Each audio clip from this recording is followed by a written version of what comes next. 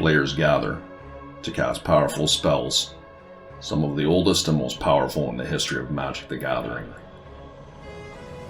Black Lotus, Ancestral Recall, Bazaar of Baghdad, and many others.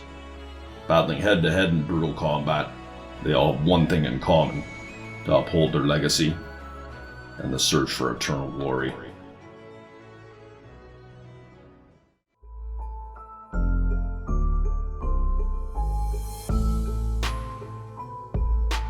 The Eternal Glory podcast is brought to you by the minds behind BoshNRoll on YouTube, Thraben University, and TheEpicStorm.com.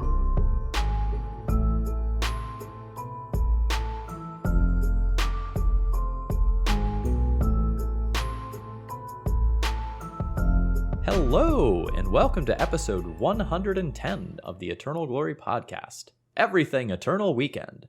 We've already recorded 30 minutes of introductions and banter for the week, available in our supporter-exclusive pre-show. Check out patreon.com/eternalglory to gain access, or join as a YouTube member for the same content on YouTube instead. And you don't want to miss this week's. You get to hear about Brian's terrible, horrible crime against humanity. We actually took a little bit of a tour through the 7 deadly sins, and we checked off several of them. If that's the sort of thing you're interested in, get your sick mind into that Patreon. You also get to hear Phil's lust voice. Phil did make a lust voice, it's true. We needed to check that box. I don't recommend it, but still, get in there. I'm Phil Gallagher, a.k.a. ThrabenU, a.k.a. Lust Boy. I am Brian BoshNRoll Coval. I almost forgot my name when Phil called himself Lust Boy. Jesus. And I am Bryant Cook of the Epic Storm. Shout out to our new paid members who will enjoy that walk through Phil's lusty voice. We have Dustin H, Matt M, UW232C. I hope that is the name your parents gave you.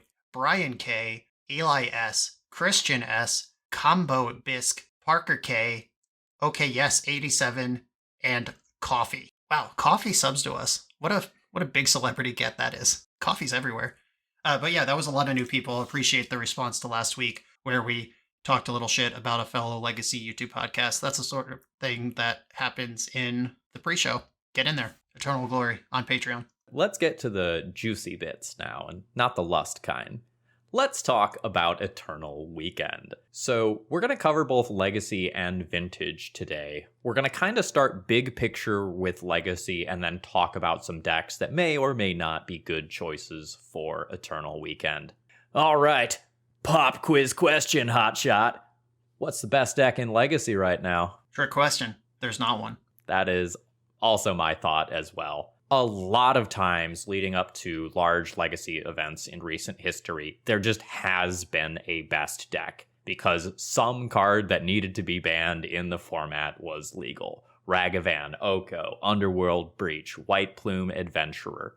But we've tossed out a lot of that trash, and what is left is a very enjoyable, very healthy, fair format. But what that means is there's not just like a, hey, play this deck, idiot, like sign flashing in neon lights as we are walking into Eternal Weekend here. Yeah, agreed. I know there are those in the community who think that Orcish Bowmaster fits the bill of that list of design mistakes you just listed. And I mean, yeah, that card's good and it's kind of shocking. And sometimes it feels like the game is over when it resolves, but it has way more play to it than any of the things we just mentioned. And we're not here to stump for Orcish Bowmasters tonight, but we are here to talk about its impact on what's sure to be a big month of tournaments for our community. And looking at the top of the metagame right now, as it were, Grixis Tempo is the most represented deck, and that is the deck that lets you play Wasteland, Daze, Force of Will, Orcish Bowmaster. Makes sense that those all make a good pile together. But some really interesting stuff is happening where Delver players can't even decide on what type of Delver to play.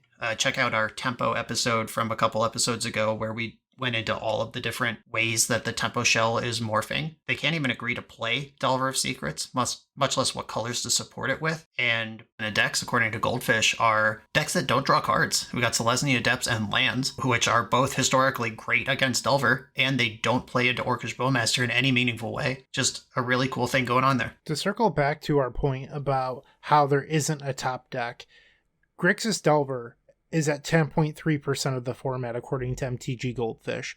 If we look back on some previous Eternal Weekends where there was busted Delver shells, I specifically remember at the height of the Dreadhorde era, that build of Delver was at roughly 24 to 26% of the format.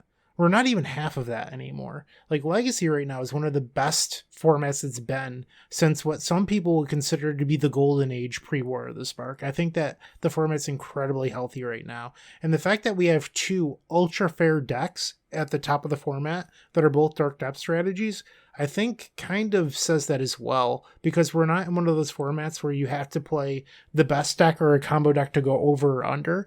Something like these fair decks can exist in a healthy format, and I think that's just great, and I'm really looking forward to what we have to talk about today.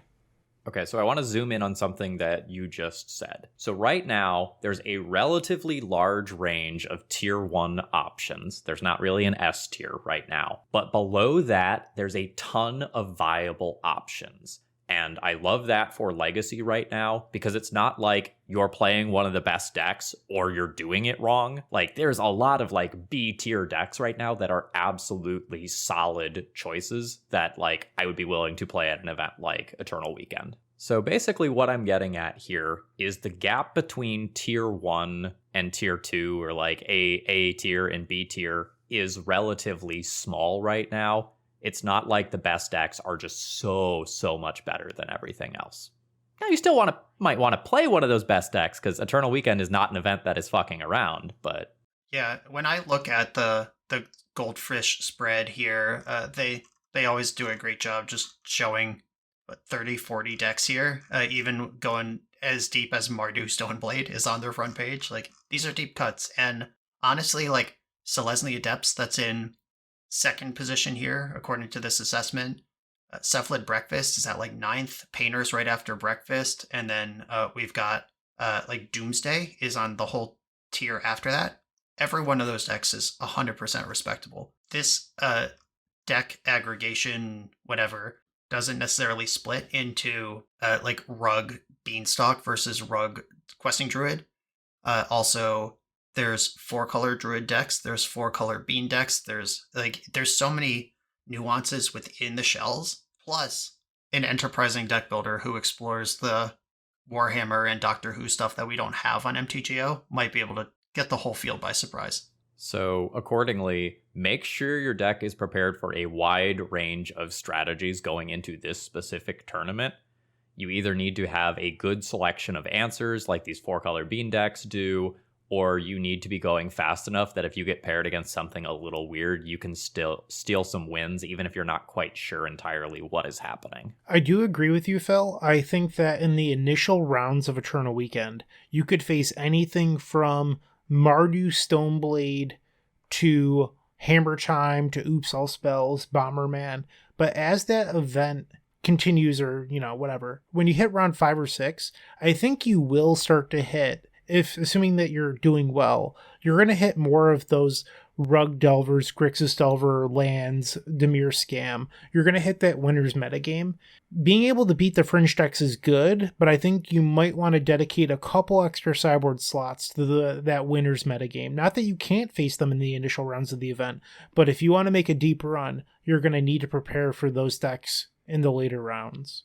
Yeah, and this rewards a well-rounded deck construction. Like, if we think back to unhealthy metagames, like Grand Prix Atlanta 2019, that Cyrus Cormagill won with Storm, that was Wrenn and 6 Delver era. And Storm is a deck that doesn't really care about the card Wrenn and 6, and has a generally positive matchup versus Rug Delver at the time. The other decks that beat Rug Delver were ultra fair decks like Depths, where Storm just gets to Goldfish. This is not that metagame where you could just choose a lane and exploit it. You will have to beat. This is going to be probably an 11-round tournament. I think that's what it was last year at the USA one. In 11 rounds, plus if you want to win the tournament, you got 3 more after that. You'll probably see 7 to 10 different decks. It's live to see all those, especially if we count the nuance of like Grixis versus 4-color Tempo. If we count those as different decks, the nuance goes a long way too, towards diversifying the field. I'm an Eternal Weekend novice. I've been to one before this, and I believe the year was 2018. I asked around and I was told that the more recent Eternal weekends for North America have split Legacy into 2 days. Is that accurate? It is accurate on a calendar. It is not accurate in the term of thinking about it as a 2-day event. It is still a straight Swiss tournament. It's going to be the 10, 11, 12 rounds, whatever, but they might run 9 rounds on day 1, and then everybody can come back and play the other 2 or 3 rounds day 2. It's not like X2 makes day 2, like a Grand Prix or Star City event. Okay. I was just curious if all 11 rounds were on Saturday. I was like, ooh, that's going to be a long day. No, it's still a long day, but they did split it up last year. Okay. That was my question. Thank you. So if you have been testing for Eternal Weekend online, like let's say you're playing Legacy Leagues specifically in order to do your testing, something to keep in mind is that you are probably going to see a little bit less combo than you would see online in leagues and more fair blue. Be that Delver or pseudo Delver decks like Scam, or maybe, the various 4-color bean decks, Jeskai Control, whatever. Expect to see a lot of blue in these tournaments. Not all, there'll still be plenty of stuff like Death and Taxes around, as it's a great budget option. Lots of people will be playing decks like that. If you are used to seeing like Reanimator, Doomsday, Oops, just all the times, like temper that expectation a little bit. I think you're even downplaying it. I mean, I've played in tons of paper events in my life. Combo is always, like, you could lump all the combo decks together. It's less than 10% of the field. It is never a big portion of the metagame in paper. Part of the reason that people love them in leagues is that you can play a league in 45 minutes and then queue up another. Trust me, I'm one of those degenerates. When it comes to paper, it's always more fair. And like Phil mentioned, the budget constraints they're very real. In my experience, like going more recently back to SCG Baltimore, there was a lot of 8 casts there. And I think looking at this event, I'm guessing we're going to see a lot of that Mono Black Prison deck. We're going to see the Patchwork Stompy / 8 cast deck, D&T. These decks that are relatively reserve list free or close to it and around $1,000 always end up being way more popular than the decks that require 10 plus dual lands. Yeah, and I know that might sound self-serving coming from Bryant, but I will co-sign that combo is always lower than you think. And it was a real discussion a few years ago about, like, that was a couple of years ago. I just mentioned Grand Prix Atlanta that Cyrus won. That was when the Storm Cabal was really doing their thing, and Storm was winning a bunch of large tournaments, and I still thought it was incorrect to dedicate sideboard slots to Storm, because it's a difficult deck to play. The deck does not overlap with a collection that isn't dedicated to building Storm out of. Like, if you just played Delver in the past, but Storm is suddenly well-positioned, you gotta buy a bunch of stupid stuff like Lion's Eye Diamonds that, in order to even start learning the deck. Once we get there, there's like 5 competent Storm pilots on the Earth, and maybe 1 or 2 will be in the room, and then you have to pair into them. They're still as susceptible to just pairing into some Eldrazi stompy bullshit that they can't beat, and then the 2 competent players in the room aren't in the room anymore. I will respect combo. I will respect a lot of things. If I can get splash damage on Storm with something like Null Rod that's also good against 8 cast and playable versus Death and Taxes, I'll go there. I'm not playing Mindbreak Trap in my sideboard for this event. Just forget about it. You hear that, Phil? You hear that? You don't need Mindbreak Trap. Leave it at home. Don't bring your Mindbreak Traps. Phil said that weeks ago. He said that was an MTGO decision. Yeah, anyway, so all my recent deck lists have had 3 or 4 Mindbreak Traps, but moving on. So if this is going to be roughly an 11-rounder, I'm a little rusty here. Is that X1 is what you need to hit? The Swiss Triangle is designed that X1 is always the top 8 cut record. It doesn't account for draws in the model, but X1 will make top 8. X1-1 might not. X1 is the only safe X1 or better are the safe records to make top 8 in any Swiss Triangle tournament. So yeah, it is, you get as many losses in Eternal Weekend as you do at your local 4-round Saturday event. It's the exact same math problem that's laying out the bracket, and you better pick a deck that has staying power. Puncher's Chance is not really a thing at tournaments this big. Like, if you play a deck, I don't want to offend anyone by mentioning any deck specifically, but there are decks that are really good at taking game 1, and then they just got to navigate one sideboard game. Dredge historically has been an example of this, and the Puncher's Chance at like a 6-round SCG event versus the Puncher's Chance at an 11 or 12 round Eternal Weekend. eventually you're going to miss a punch and then you're out of the tournament. You just really got to consider what you're signing up for when you make your deck decision. It really reminds me of the heyday of Star City games, where there used to be a standard or modern event on Saturday and then the Legacy Open on Sunday, where the Legacy Opens were often 10 rounds and you had to X1 in order to top 8. We're back at that. And I remember those events ending at like 1 in the morning. People talk about how great they were. My body could not handle it at this point in time. But, I mean, people have fond memories of those, and it'll be interesting playing in another event like that. I know Phil wants to make a point, but before we move on from that, I head judged the Star City Edison event that was won by Alex Hatfield with High Tide, like the week that High Tide broke. I think they had just unbanned Time Spiral. I think that's what changed. And I was not allowed to leave until the tournament was over because I was the head judge. And it was also a snowstorm that night. And I ended up snowed in on the side of the road in the Poconos trying to get home at like 2 a.m. That's what we're looking at here with Eternal Weekend. So something to think about. Let's say that you show up with an artifact-based deck, your 8 casts or something like that. Your tournament might be ended by one person having a meltdown or a serenity in a post-sideboard game. So that's something to think about in your deck choice. You are going for X1. You take that second loss, you're dead for the prizes that really, really, really matter. So if you can just be completely shut off by a single card, make sure you're okay with that going into the weekend. Make sure your deck choice is good enough that you think that risk is worth it. Or plan for it. Like if you have some patchwork automaton, aggro heavy build of or 8 cast, and then you could put like some welding jars in your sideboard to just blast your 6/6 through the meltdown when it shows up on turn 3. I don't know if that's the tech, but make sure you test the matchup where maybe you need all your Force of Wills and Force of Negations in against something like Grixis Delver, where otherwise you're not super stoked about having forces in. But if your tournament ends when you get meltdowned, guess what? All these Grixis decks are going to have meltdown. You need a plan if you're going to play a deck like that. Going back to the point about Eternal Weekend often having more fair decks or large events having more fair decks, I think that's even more true in an event like Eternal Weekend compared to something like an SCG. SCGs are true 2-day events where you can get that puncher's chance, right? Like, because you have a second loss to give in a lot of situations, where in these events, you have one strike. Strike 2 means you're out. So I think something like unlike Brian, I'm just going to throw a little bit of shade here. If you wanted to play something like Spanish Inquisition, for example, that's a deck that's probably going to take 2 strikes, right? Like, especially over the course of an 11-round event.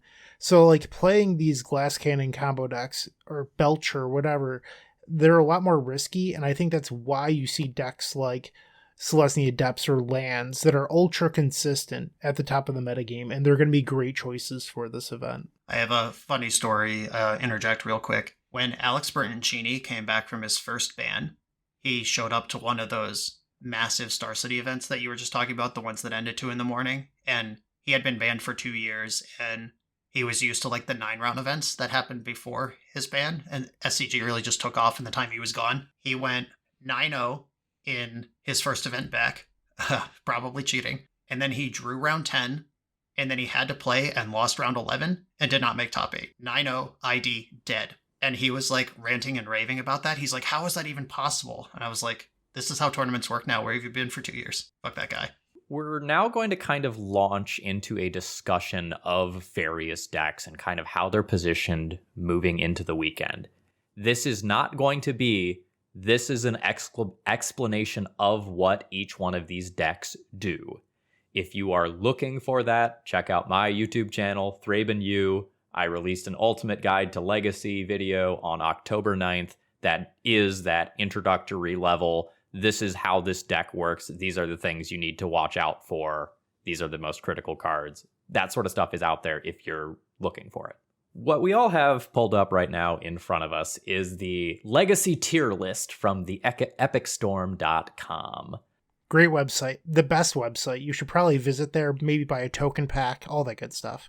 So Alex McKinley, aka Vivaris, pushed out a tier list that kind of looked at some of the data and lumped things into various categories, briefly giving you the rundown before we kind of talk about them.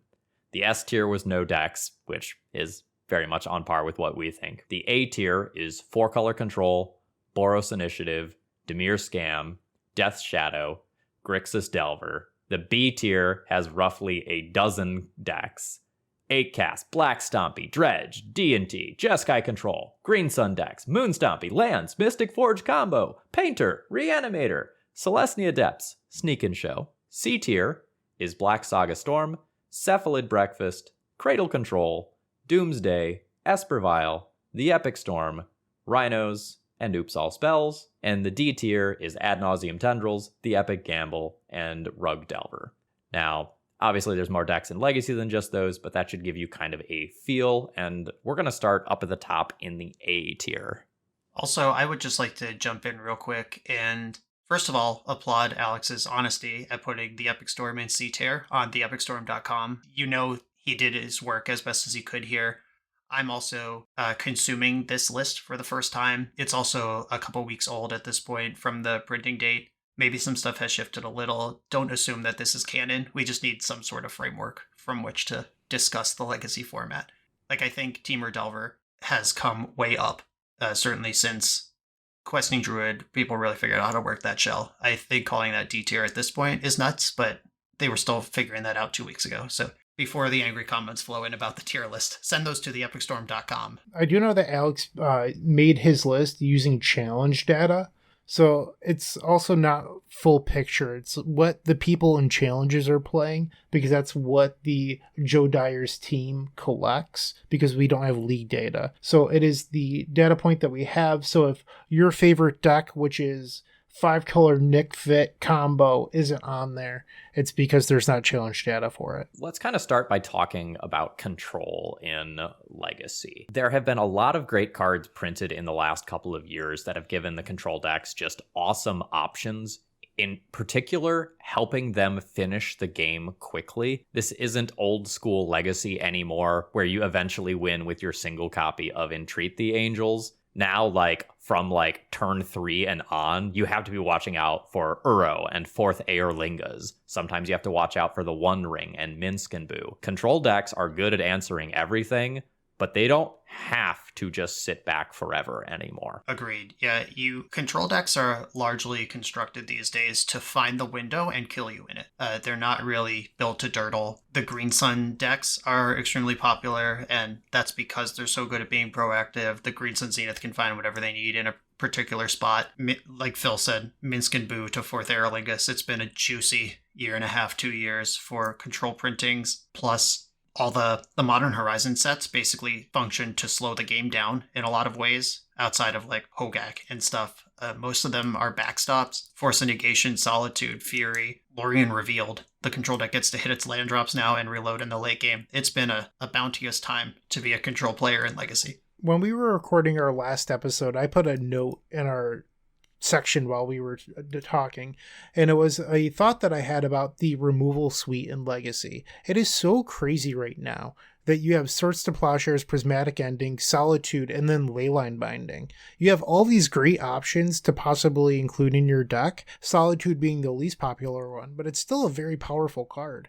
And you only have so many slots for spot removal. If you go back and look at decks from 2018, those were the era of control decks that our editor Phil Blackman loves, and when you look at those, it was really around the time that Icewind Coatl came to power, shortly after that, and control decks have never been the same since. You don't see cards like Predict very often anymore. Instead, it's Icewind Coatl, Uro, all these things that have built-in value. And with all this built-in value, cards like Terminus became a lot worse because you weren't getting an Elves player putting 4 elves on the bottom of their deck anymore. Stuff like that just rarely happens without that value happening as it enters the battlefield. So Terminus was no longer a card advantage spell. It was kind of like a break even. And decks like these dirtily control decks just don't exist anymore because of that. Magic has just changed so much in the last handful of years. So one of the reasons why I like the 4-color control decks so much in Legacy right now is because removal is so good against kind of the tier 1 of the format. Boros Initiative, Dimir Scam, Death Shadow, Grixis Delver. Like, you're eating good if you are signing up with that pile of Swords to Plowshares and Leyline Bindings, and you just have the removal to answer all of these things, while also just having, like, Lorien Revealed, Up the Beanstalk, Uro, Fourth Aerlingas, you know, whatever you need, so that one for one-ing your opponent doesn't just leave you dead. Yeah, it's something that I want to point out is that of that list, Swords to Plowshares, Prismatic Ending, Leyline Binding, Solitude, 3 of those trigger Up the Beanstalk. I've been eating well lately in the mid game, just putting more X than I need into my Prismatic Endings. Right before we jumped on this call, I was recording and I exiled an Endurance where X equals 4. That's a 5-drop now, and I drew 3 cards off my 3 Beanstalks that were in play. That sort of shit is crazy. When the 1-for-1 game becomes a cantrip game or a divination game or an ancestral recall game, and I'm not even sure that Beanstalk is the best way to build a deck, because Beanstalk and One Ring don't really work together. You could also just build control to focus around resolving a One Ring and pulling ahead that way. Beanstalk pulls you towards a Murktide as a finisher kind of thing, where Murktide chews up your graveyard, where Uro becomes worse. So like One Ring Uro is kind of a package, and then Murktide Beanstalk is a package, and there's just a lot of layers to how to build this. We actually have so many cards that we have to decide which ones we want to play. When Bryant was talking about these old 2018 decks, I pulled up a list from May 6, 2018. A young character named Brian Coval finished first place in a Star City tournament with Blue-White Miracles, and this deck has 1 Unexpectedly Absent, 1 Council's Judgment in the main deck on top of the 4 Swords to Plowshares.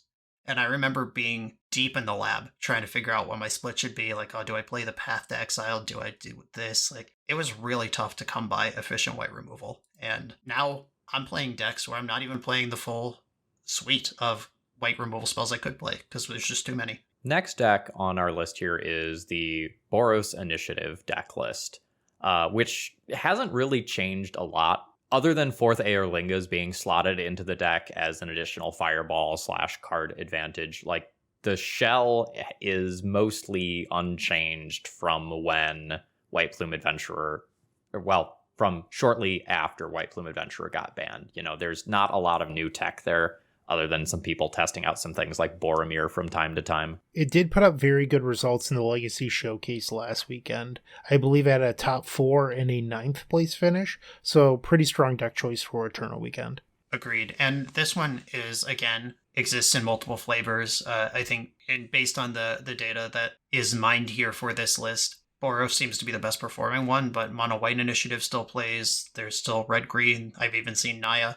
We can argue over what the best build is, which is not really the point of this, but the initiative and, in general, stompy light prison elements and get you dead aggro style decks are going to be part of this tournament, and you need a plan for them. Our next 3 decks, in my mind, kind of occupy the same niche. Dimir Scam, Death Shadow, and Grixis Delver are all slightly different flavors in that tempo pie, so to speak. And you're going to see a lot of it. And if you are trying to figure out which one to play for the weekend, do y'all have any advice or thoughts? I have a tip for people attending events. So I play this game with myself where I look at my opponent and I think to myself, like, what do they play? And very often, people that play tempo are wiry, thin, tallish people with button-up shirts and wire glasses, because they're low-risk, semi-intelligent people. And I feel like you can just pick a Delver player out of a room. Wire glasses, then, like, that's totally them. So if you sit across somebody like that, they're playing Ponders, and you can thank me later. Anyway, so Bryant has also sent this message to everyone in the Storm Discord, telling them how to dress for Eternal Weekend for that extra level juke. Yep. If they look exactly like Bryant just described, but they're wearing a Mets hat, they're on the Epic Storm. Exactly. That's the trick. I wasn't going to share that, but here we are. Oh, unless it's Paul. Paul's going to be wearing Mets gear and will not be on the Epic Storm. All right, never mind. It turns out all of this is pseudoscience, and your mileage may vary. Big beard, heavy stock guy, definitely playing Sneak and Show. Or Chalice to the Void, one of the two. All right, you are going to get us all canceled if you continue slotting players into their deck choice by how they look. I guess in the old Black Belcher days, you actually had to get your edge wherever you could, because you were on that 40% to have force of will life. Just jam it. It works, I'm telling you. Some percentage of the time. I don't have the math, but some percent. Yeah, I don't have a full grid set up the way Bryant does, but I have certainly, if you read my old tournament reports or my old Twitter threads, I've certainly said things like opponent had Delver vibes. They were on Delver. It's a thing.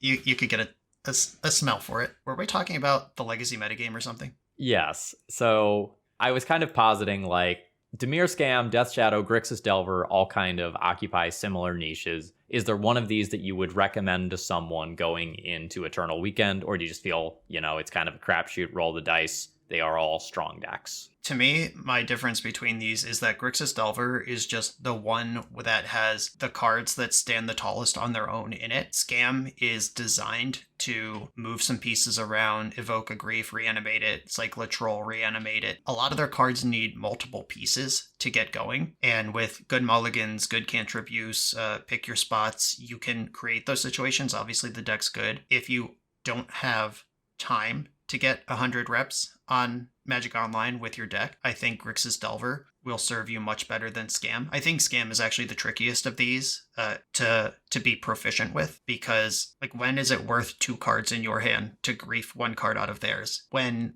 can you solve for that? What matchups is that worth doing? How long can you wait for a reanimate? When do you cycle the Troll of Khazad-dûm on 4 mana versus wait until you just naturally draw your next 2 lands to cast it? All of these are tricky spots that are not necessarily intuitive, where Grixis Delver, it's very clear that you're supposed to wasteland, daze, and kill your opponent. Death Shadow probably has the most transferable skills from Modern into it. If you're coming from the Modern card pool, there's nothing quite like Daze. It's actually the exact opposite.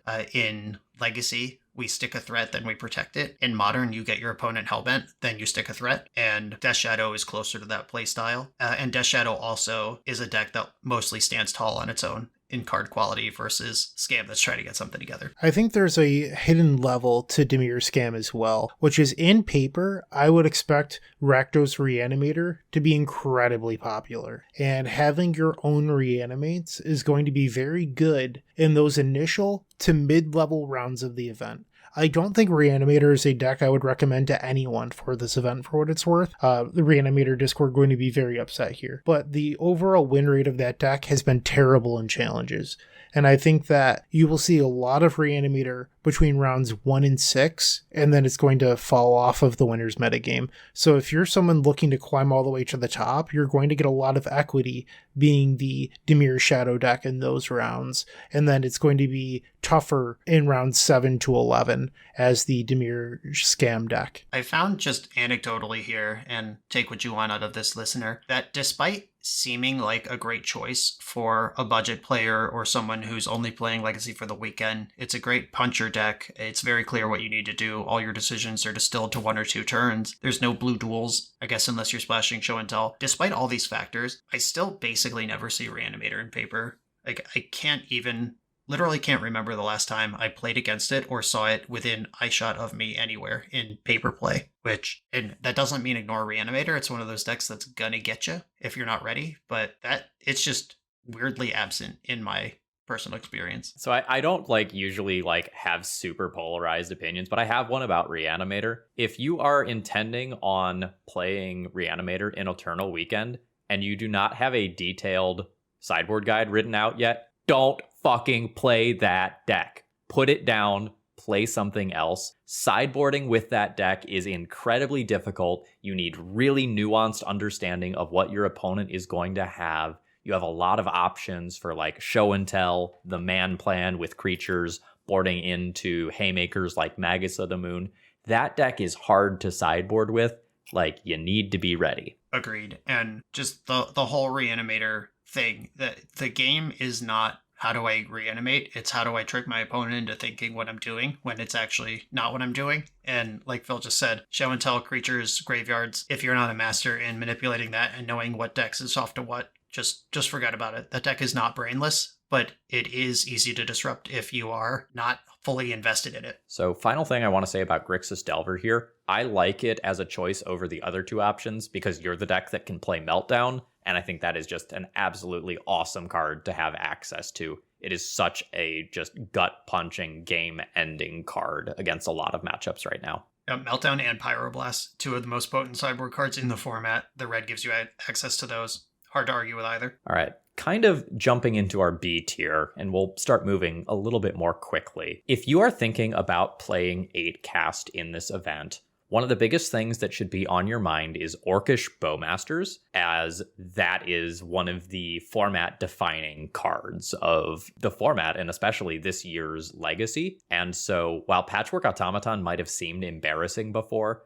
having something with word early on that doesn't get picked off by Bowmasters that can scale up while also just being a card in your deck that does not have the word draw a card written on it can be surprisingly important. I think between Modern, Legacy, and Vintage combined, I've lost more games to Patchwork Automaton than any card in the past 2 weeks. People have really figured it out across multiple formats, and it punches. Can't tell me it doesn't. It comes in hard. A lot of 8-cast lists are down to 4 or 5 casts. They're just not even bothering with the top-end Thought Monitors anymore. A lot of them aren't even bothering with Chalice anymore. They're taking notes from the Red Prison playbook, and they're moving away from lock pieces and into just getting you dead. A great adjustment to Orcish Bowmasters, which kills creatures when you draw cards, versus the deck that is built to play creatures and draw cards. Great adjustment, and there's a lot of cool tech. If you're still thinking about Thoughtcast like it's a year ago, do some work, because that's not what the deck looks like anymore. A really quick note, because we're trying to go faster here. We wrote a love letter to those white removal spells. Patchwork Automaton, very good versus all of those sweepers are at a low, which makes this card even better. All right, next up is Black Stompy.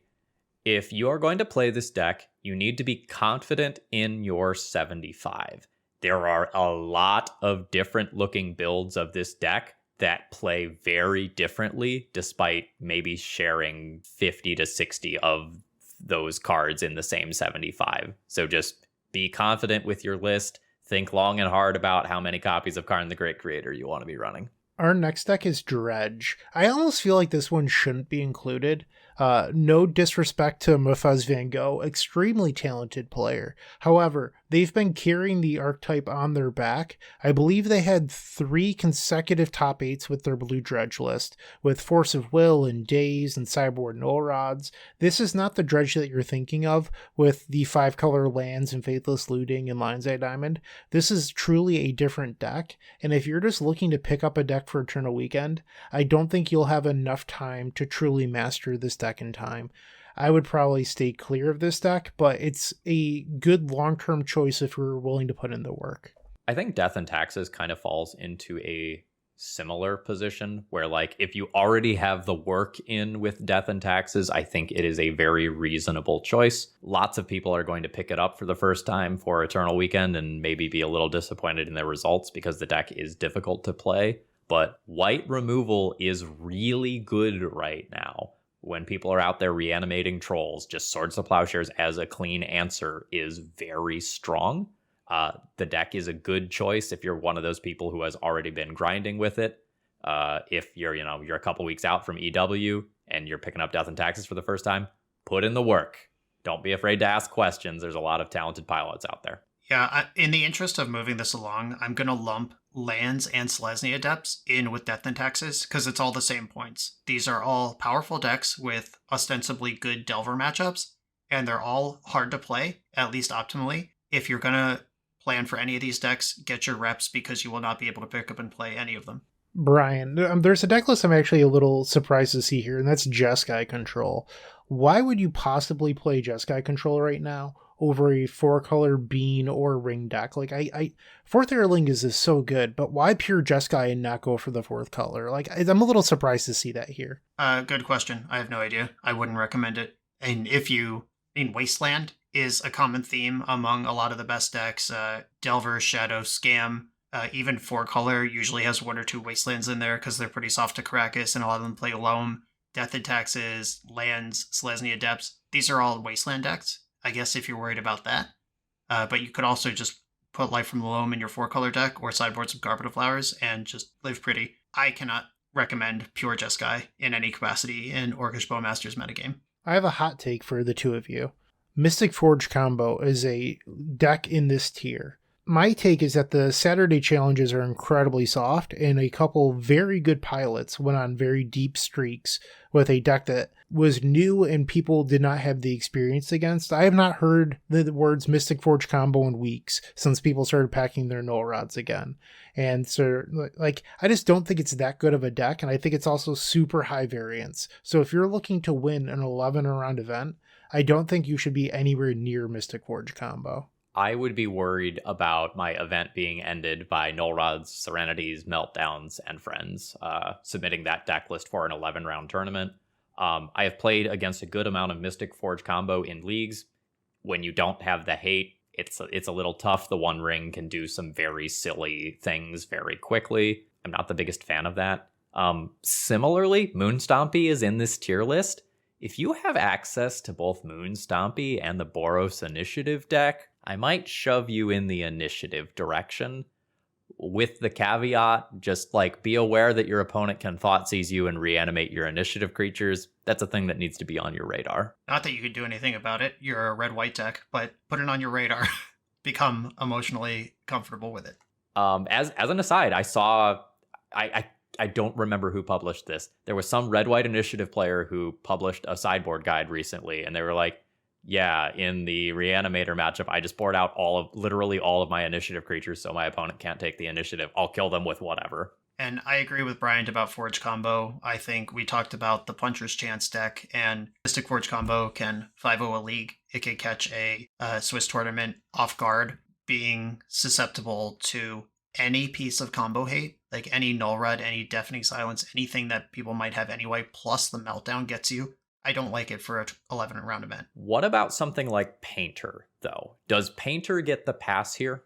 Painter has a ton of agency to it, and you can take lines where you just Goblin Welder into Goblin Engineer, and you are never susceptible to Meltdown. The first artifact you put into play in the game could be like the Lethal Painter. If you set up a turn where you tutor Grindstone out of a Saga, play Painter, and pop them all at once, you can win without needing to expose yourself to Meltdown. And their artifacts jump in and out of the graveyard like crazy. This deck is pretty frustrating to play against as a control deck, because you can have a hand with like 3 Swords to Plowshares, and they just play 3 Urza Sagas, and you can't keep up. And then you keep the hand with Dress Down, and they have 2 Goblin Engineers, and you can't keep up. They can solve for basically anything. And I think Painter, a skilled Painter pilot, can navigate a long event like this. I would not be surprised if Painter made top 8 of Eternal Weekend. I think that deck is likely right underneath A tier. Like, it's high B, very low A, but it's a great choice in my opinion. I think one of the things that Painter has going for it is so many pilots only play on Magic Online, and if you haven't played against Chaos Defiler, that card fucks. Like, that card gets you out of some really weird spots. Like, I was playing in a paper event, I thought I was just fully insulated from every out, and then a Chaos Defiler hit, and my brain went, oh yeah, I needed to be playing around that this whole time, didn't I? Yeah, that's a really good card that we don't get to play against on MTGO at this point.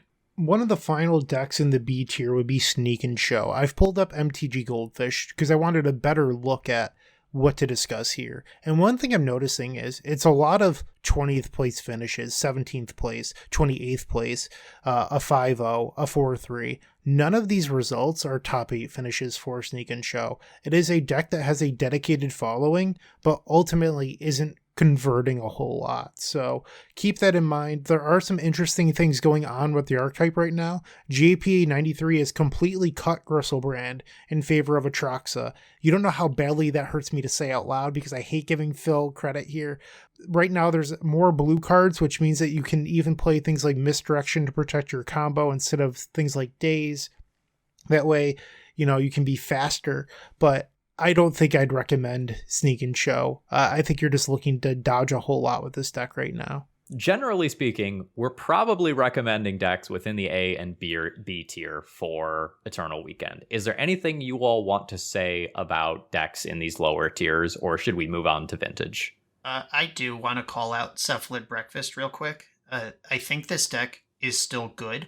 I think this deck was misbuilt for a while. I don't think the community knows how to build it, and I'm not saying I have the answers, but I have seen versions that are on multiple Lotus Petal and no backup plan, and Pact of Negation to just go as fast as possible. And I've seen builds playing Yorion, and they just have literally all of the backup plans in there in the 80 card deck, every flavor they're in. If you have good reps with Breakfast and a good plan for the popular matchups, I think this deck is a sleeper hit. I think one of my favorite things about Cephalid Breakfast is that it has this huge advantage. How do you sideboard against Cephalid Breakfast? I play at minimum 25 matches of Legacy per week. Cephalid Breakfast is not a new deck. And every time I sit down with a new deck versus Cephalid Breakfast, I'm just like, what the fuck am I supposed to do? Which angles am I supposed to try to cut off? I think it is very hard to sideboard against that deck list. And I think for a lot of less experienced pilots or people who switch decks a lot, it's a hard deck to fight. I would agree with that. And I also believe that Doomsday is actually really underrated in this list. Over the weekend, Max Carini saw this tier list and was not happy that Doomsday was in C tier. Because of that, out of spite, Max signed up for the Legacy Challenge and then split first place. Max will be at Eternal Weekend, so one of the best Doomsday players on the planet will be there. But in general, I think that people have been a little bit down on Doomsday because of Orcish Bowmasters, but a competent pilot is going to be able to navigate through Orcish Bowmasters just fine. What I believe we're seeing is a lot of the players like me that were pretty good at winning because the deck was so overpowered. They fell off because they couldn't figure out how to beat Bowmasters. And now really just like the true experts are the ones left standing. So we went from like an A deck to what I would say Doomsday's actually a B deck. It's like a strong B tier deck. And I think that deck is really underrated at the moment. Yep. And that one has the same thing that I was talking about 2019 Ad Nauseam Tendrils, where there's like 6 competent pilots on the planet, and there might be 2 in the room with you, and you might not pair into them, or they might knock you out of the tournament. So I wouldn't go crazy boarding for Doomsday, but have a plan for the matchup, know what they're soft to, and how to exploit that. And this is not a deck that you could pick up and play, especially in a paper tournament. Like on Moto, when you could just let the chess clock run while you figure out your pile, your opponent will call a judge at Eternal Weekend. And if your opponent is spending 60, 90 seconds, 2 minutes on their Doomsday pile, you call a judge. That person should have done their homework, and they should not be in this event with a deck that they cannot make their pile quickly and resolve their spell quickly. Don't be shy. Be aggressive about it. I would, at the 1 minute mark, judge. Every time, like, you need to encourage that person to finish their pile. Your games are often not going to go long versus Doomsday, but it will take you more turns to win than your opponent. Like, don't let them farm that time. And it's not just that either. It's not, I mean, that's part of it. Like, that's one of the things that Saito got banned for, where he was playing Ad Nauseam Tendrils and just would stall the clock until the game went to turns where he could win and his opponent couldn't. Like, that's something to worry about. But also just the fairness of it is part of playing in a competitive event that the clock is shared, and you need to respect that. And if you don't know how your deck works and you're eating up 6-7 minutes at a time resolving the marquee spell of your deck, then you should not be in that tournament. Call a judge, get the slow plays, get them added up, get that person out the door. They don't belong there doing that. I recorded Doomsday last night, and there was a point in the league in which I said I couldn't play this deck at Eternal Weekend. I won the round, but I had 7 minutes on my clock to my opponent's 20. Like, it was just so tough figuring out the proper lines versus Stifle Knot, where I was like, I have the basics down, but once the matchup is tough, I froze. I was like, I'm not competent enough with this deck to figure it out. And those would be the situations where I would get nervous, where your opponent has a hate piece and you have to figure out how to beat the hate piece and the card in their hand. So if you're going to play Doomsday, you need to know those things up front. Yes, and being able to adjust on the fly. The Doomsday composition can usually beat any combination of hate. You just need to accurately predict what hate your opponent could have and make a pile that beats that. Like, I've played quite a bit of Doomsday. I've played it to some success at local events and done a lot of homework on it. But even understanding, like, this deck struggles versus the Sheldok Emrakul plan, and I know that's generally the default, but I also have a feeling that they're out of interaction, and I could just try to turbo this. You can't spend time waffling about even that decision. If you waffle about the decision, then make the pile quick, you've still resolved your Doomsday slowly, and it's unacceptable. All right. Any final Legacy thoughts here? Let's talk about some Vintage. Okay, I'm going to go slightly out of order here. So something that I want you all to keep in mind, if you're playing in Eternal Weekend and you are playing in both events, you are playing in 2 large events back to back. Your Vintage event is probably 9 or 10 rounds. Your Legacy event is probably somewhere on the order of 11 rounds. Keep yourself physically healthy, mentally fit for these days. Eat something that resembles a vegetable. Really consider how many beers you're having with your buddies after the first day. Think about that sort of stuff. We've done a couple episodes on these now. You could always go back and listen to those as well. Like, we've done prep episodes, so go check those out. They're great listens. We're not going to go in depth here. Right. A lot of people do use Eternal Weekend as a vacation. That is okay if that's your plan. Just understand that the people there to win Eternal Weekend know that you're dead money. The people who are out till like 2 a.m. getting drunk and eating A5 Wagyu steaks with their friends, they will not win the event the next day. It's okay to be on vacation. Just understand that there are 2 different groups attending this event, and just know which one you're in before you start making those late night dinner plans. All right, so Vintage Metagame. So your big 4, according to the MTG Goldfish data, are Oath at about 19%, Blue Tinker decks at about 19%, Paradoxical Outcome decks at about 15%, and Initiative decks at about 14%. One quick note here, the blue Tinker decks are everything from like the Ragavan style Tinker decks to Beseech Tinker. Like, those are almost 2 separate decks but because they're both blue Tinker, they get lumped together. It's really like 2 different decks, and the PO decks are both Jewel Shops and Classic PO. I think out of the decks we're seeing here, Oath and Initiative are really only the 2, like, these are the 2 that have stock lists that aren't just like kind of wilding and out there. Like, those 2 are really 1 and 2, and then I think PO and Blue Tinker are like 3 and 4 because they're split decks. Yeah, agreed. This has distilled down really small, but there's a crazy number of things happening, especially in that Blue Tinker category. The Oath deck, though, is mostly 1 Oath deck, and holy crap, is it good. Just if you have been out of touch for Vintage for a little while, this deck popped up, I think, in like the last 3 or 4 weeks. People really solved the shell. Justin Canary won the Buffalo Chicken Dip Open with it. It is putting up things on MTGO left and right. I played this deck last week and 5-0'd on 0 reps. This deck, I do have a lot of reps with Oath in the past. I moved away from the deck because of the problem when you draw your monster and then you're just watching someone else play Vintage while you have an uncastable Grizzlebrand in your hand or whatever. Atraxa, as a 4-of, is the only Oath target. It pitches to Force of Will, Negation, and Vigor. You have 4 Show and Tells and Flash that can leverage Atraxa from the hand. This is the most buttery smooth Oath deck I've ever played, and it is really good. Make sure you understand how that deck works if you're not going to play against it, because also buried within these Blue Tinker and PO categories is the fact that Orcish Bowmaster and Lavinia are in basically all of these decks, and then the next deck is Initiative, which is a creature deck, and Oath of Druids. If you think Orcish Bowmaster is a clever little thing to just run out on turn 2 and then your opponent oaths you, you're dead. You just really have to understand what it means when Oath is 19% of the metagame. I just want to say, I think it's hilarious that these Oath decks are playing Tinker Balasa Citadel, which is just wild to me. And they're decked with 4 Atraxa, 4 Force of Will, 4 Lorien Revealed, Show and Tell, Force of Negation, like Narset and Okos. Like, this Balasa Citadel is going to deal you 50 damage. I hope that Atraxa is going to gain you a lot of life.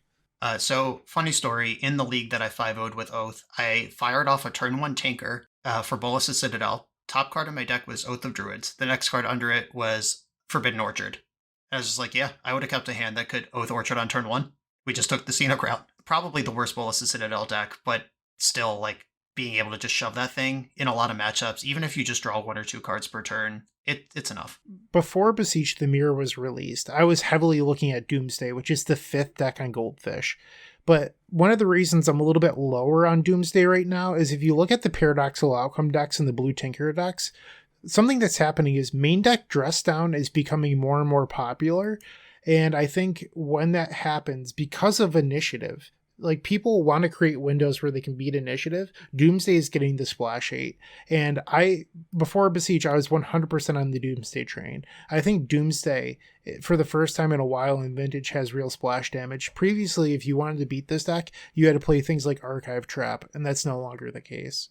If you are coming from Legacy and you play Ancient Tomb decks, the initiative deck is a really easy deck to pick up. The play patterns are going to make a lot of sense. Like what Brian was just talking about with like Orcish Bowmasters versus blue deck, but like you have to keep Oath in mind as well.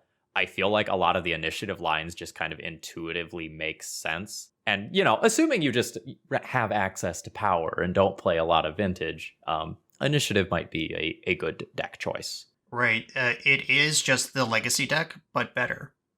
You get a full boat of power. You're not doing weird stuff like Chrome Mox. You still have White Plume Adventurer. Another cool thing about Initiative is that I tend to compare Vintage decks to Thoroughbred Racehorses, where they're fast, they're strong, but if they roll their ankle, they're going to the glue factory. There's no backup plan. There's no salvaging this thing. It's not going to work at a petting zoo. It's too crazy. It's got to die. Vintage decks, I have been victim of just... I keep a hand that's got like 2 lands, Flusterstorm, Pyroblast, a Tinker, a couple of Moxen, whatever, and my opponent's like land Mox Thalia, and I just lose on the spot. I have multiple dead cards in my hand. I can't deploy my Moxen fast enough. Even if I flip the Citadel with Tinker, I can't cast spells out of it because of Thalia. Like, these decks roll hard, and you get Thalia, you get Archon of Emeria. It happens on turn 1 basically all the time. That deck is very, very good contextually in Vintage, as well as just being a supercharged version of the Legacy deck. I have 3 points I would like to make here about Initiative. 1, if Oath is everywhere and you're the creature deck, this deck has main deck Solitudes and you get access to Swords to Plowshares in the sideboard. This deck might actually be fairly good versus Oath due to the Initiative plus those things. The second point, the lists I'm looking at all have 4 Chrome Mox in them for what it's worth. Just wanted to call that out. And the third thing is, Initiative creates a weird play pattern where often they'll lead on the Mox and you're just like, this could be anything. I'll let it resolve. And then they go Cavern of Souls. I'll name human Thalia. And you're like, oh. And then next turn, Cavern of Souls. I'll name Archon of Emeria. And you're just like, if only I had forced this Mox. Why am I on this earth? But like, it's not a normal play pattern. Subtle things like that matter way more in Vintage. So against a real Vintage expert, you'll see them tank on like the smallest thing. You're just like, hey dude, does my Mox resolve? And they're like, shh, I'm thinking. Call the judge on them too. Those people that have that expertise, you want to put them under pressure. Don't give them all day to think about your Mox. In terms of the most recent challenge data that we have, there was no data collected for the 1029 challenge. Unfortunately, it's a volunteer thing. You get what you get. Luris Saga deck, 8 cast, combo Jewel Shops, Aggro Shops, and Oath were the most played lists, with Jewel Shops and Luris Saga having the best win rates among those decks. There was a Vintage challenge over the weekend. This one published yesterday, where the 1st through 4th place were all the same 75 for Jewel Shops. Take it with a grain of salt. Vintage challenges are usually like 30 to 40 people. I wouldn't live and die on this hill, but it's just something to think about.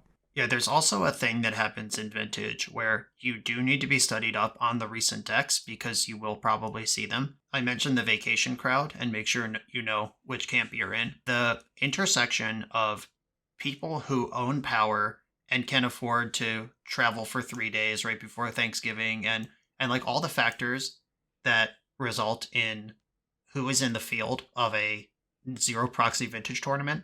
This might make some people upset, but I genuinely believe this to be the softest tournament I play in of the year. You see a lot of weird decks. You see a lot of stuff that's from like 2015 that people just won't let go of. You see some suspicious tech, suspicious play. You play against a lot of people who don't know how calling a judge works, and it's just kind of a lax community. It's the type of folks who dust off their power once a year to come drink with their friends after the event, and they're not there to be serious. That doesn't mean that those are bad people or free wins. If they're taking their time, talking, chatting, and not shuffling their deck when the clock's running, you got to be on them. Miss triggers, take backs, like all this kind of stuff. They're going to ask for it. They're going to want it. don't give it to him if you are serious about winning the event. Because I do believe this event is pretty easy compared to the prestige and the weight of it. I believe this event is easier than the average Star City Open by a lot. And that's not necessarily true in Legacy, but I do believe it of Vintage. One thing that happens every year with the Vintage events as well is that the challenge data is roughly the same 30 to 50 people week after week. Like, there's not a whole lot of people coming into Vintage. And then what happens is all of a sudden Eternal Weekend happens and now you have 500 people playing Vintage, and the expected result is never just the challenge data expanded. What happens is you end up with a lot more classic prison shops, a lot more dredge, and people expect the top of the metagame, but that's never quite how it plays out.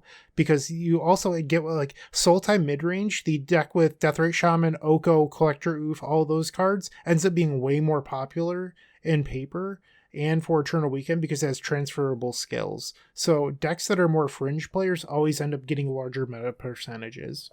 If you are finding you need more resources for Vintage, please check out Justin Ganari, aka I Am Actually Level 1, kind of the stalwart of Vintage content creation. He has a lot of really good things to say. He has some Patreon write-ups that are really useful.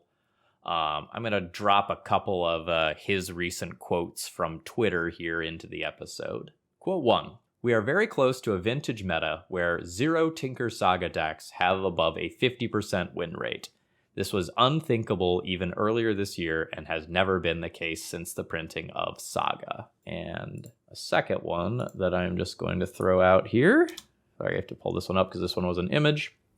The Age of Lurrus returns, with controlling Lurrus Saga decks featuring 9 colorless lands taking firm control of both the highest play rate and a sizable win rate. The metagame continues to adapt around it. For instance, these decks are not currently playing Null Rods and can't typically feature artifact or enchantment removal in the current blue-black configuration. This has led to the power artifact combo decks making a resurgence. 5-color Turbo Vault Key, Jewel Shops, and even my own second place with an aggro 8-cast list all look like good examples of exploiting a low Collector Oof, low Force of Vigor format. So if you are interested in more gems like this, more analysis like this that is beyond the scope of what we are doing with this episode, please check out Justin's content. He does great work.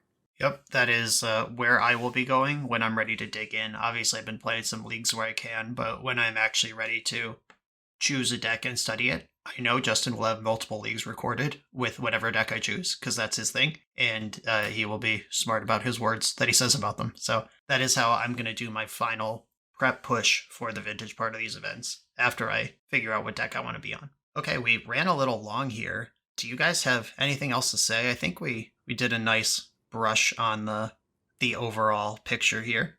I hope you all enjoy Eternal Weekend, especially if this is your first time going to one of these events. It's something special to be able to play a big tournament for Legacy.